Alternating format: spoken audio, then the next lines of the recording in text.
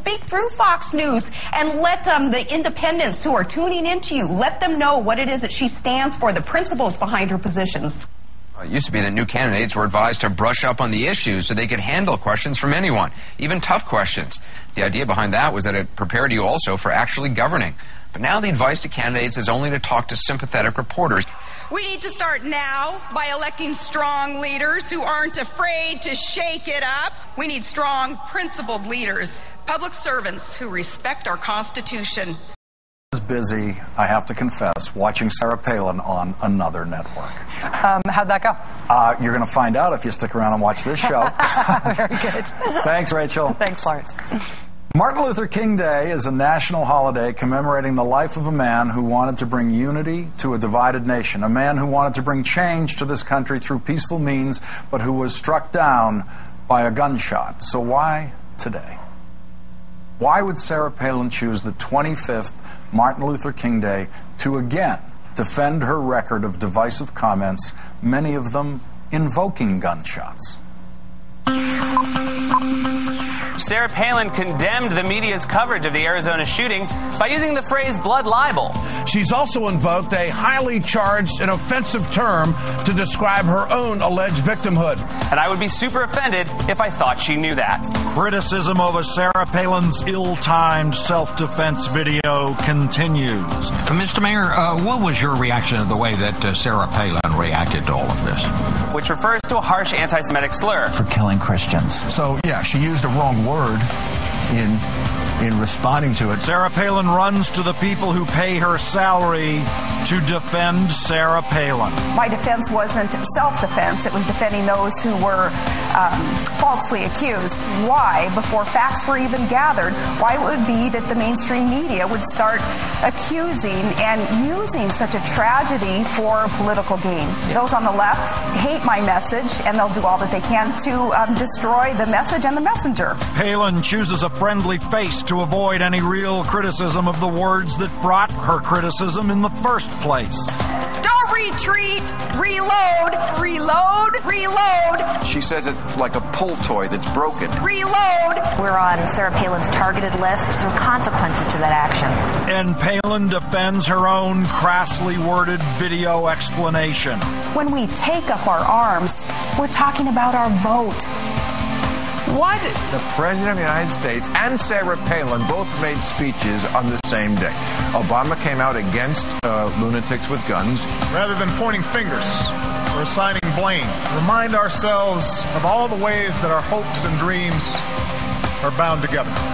She gave the rebuttal. I listened at first puzzled, then with concern to the irresponsible statements from people attempting to apportion blame for this terrible event. Because you know the difference between a hockey mom and a pit bull. At some point, a pit bull does stop whining. Sarah Palin woke up with Dr. Martin Luther King Jr. on her mind. In honor of Martin Luther King Day, she posted a tribute to the late civil rights leader on her Facebook page just before 9 this morning.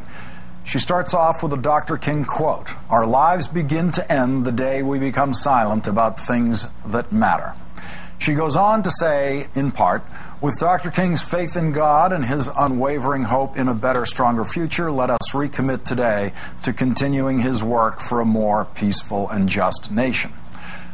That's how her day started. This is how her day ended just moments ago on Fox News Channel's Hannity as she reflected on her use of a crosshairs map that targeted Gabby Gifford's district and why she took it down.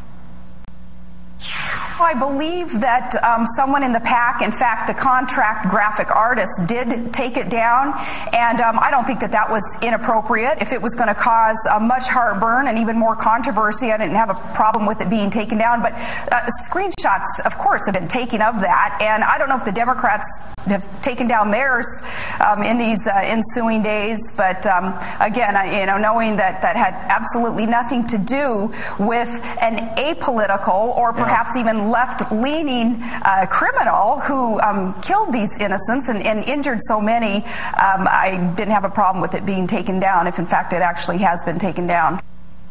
Joining me now, senior political editor of the Huffington Post and MSNBC analyst Howard Fineman, and former Bush speechwriter and founder of FromForum.com, David Frum. Howard, a very simple point about the Crosshairs map.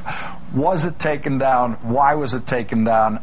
I'm not sure what we just learned about it. She seemed to say that some technician may have taken it down, and she's okay with that. If that did happen, she couldn't even take a position on whether it should have come down, and did she have it? Did she want it to come down? And this is the way a lot of the rest of the interview went. What do you make of that answer? Why can't she take a very clear position on that map and what happened to it on her website? Well, it seems at first glance almost like a small point, Lawrence, but it's all too emblematic of the whole problem with this entire appearance that we just witnessed. Sarah Palin has only one gear, and that's forward, and she has only one mode, which is attack. She's never going to admit that she has done anything wrong, tactically, strategically, you name it. So she blamed it on an aide. She didn't even attempt to use the explanation that one of her aides had used a few days ago about how this wasn't a target map at all. It was something that surveyors would use. These were surveyors' symbols and so forth. It was jumbled. It was confused. It was grudging. She said it wasn't inappropriate to take down. The whole appearance was grudging. She doesn't get the fact that President Obama in the latest ABC poll got 70% approval for his address about this matter and about Arizona from the Republicans. 70% approval from Republicans. Sarah Palin is speaking only to her own constituency and not very well, and Fox News did her no favors tonight, especially when, I'm sure we'll get to this, when they said, is your career over? When somebody's asking, is your career over, it's never a good thing, even if it's on Fox and you're a Republican. David Frum, to Howard's point about the polling, that ABC poll showed that 30% approve of the way Sarah Palin has handled the aftermath of the shooting tragedy. 46% disapprove, a daunting number for anybody who'd be contemplating a national campaign. David, let's listen to what Sarah Palin had to say about the timing of the video she released last week. When finally information was gathered, Sean, and then after those days I spoke, I was being accused then by these same networks and network reporters of interjecting myself into the story. And if you read back my statement of defense, it wasn't self-defense. It was defending those who are innocent, talk show hosts, talk show listeners, those who have nothing to do with a crazed, evil gunman who killed innocent people. David, this is where I think she was disserved by the over-friendly approach of Sean Hannity, because I think there's an interesting discussion to be had about the timing of that video. You know, should she have waited another day and released it not on the day of the memorial service? Well, then you might have the problem of it actually appearing to be a rebuttal of Barack Obama's speech the night before. Should she have done it sooner? I mean, I can see an interesting discussion from her perspective about it was hard to pick the right time to do this. But with Hannity and the way the interview went, they just glossed right over that, and she never got into a real explanation of why she chose the timing that she did. Does she still owe an explanation on that? She should stop talking now, really. Okay. But it was a disaster. It was a failure. And so now she is on to explain that failure with this interview that was a very different kind of tone. And it will probably lead at some point to another interview where she explains this last interview. She needs to stop doing it. Having not done it right the first time, you have to live with the consequences, accept that, and quit arguing about it. All right, let's listen to what she had to say about the use of the term blood libel. I don't know how the heck they would know whether I did or didn't know the term blood libel. Nobody's ever asked me. And blood libel obviously means being falsely accused of having blood on your hands. And in this case, that's exactly what was going on. And yes, the historical knowledge that people have of the term blood libel, it goes back to the Jews who were falsely accused back in medieval European times of using the blood of children. And you know, the criticism of even the timing of this statement is being used as another diversion, because I believe that there are many on the left, many critics, who don't want, for instance, Congress to buckle down, get back to work. There's this trifecta thing going on in our country right now that's going to bring America to her knees if Congress doesn't start addressing the issues at hand. Howard, do you think anyone who was uncomfortable with her use of the term blood libel is now cool with that? No, I don't think anything proves David's point better than that clip that you just showed. We somehow went from the blood libel and medieval Jews to the budget deficit or something there by the end of it. It made no sense, and I agree with David also that, you know, she seemed rattled. I think she seemed rattled. I think she seemed uncomfortable. Her answers didn't add up or make sense. You notice she didn't even say there whether she did know anything about the history of the term or not. She kind of glossed over that herself, and I'll repeat once again that I know that the tone was friendly of this interview, but she didn't do herself any good by doing it, and Fox didn't help her if they were intending to help her. Because they went over these same issues again.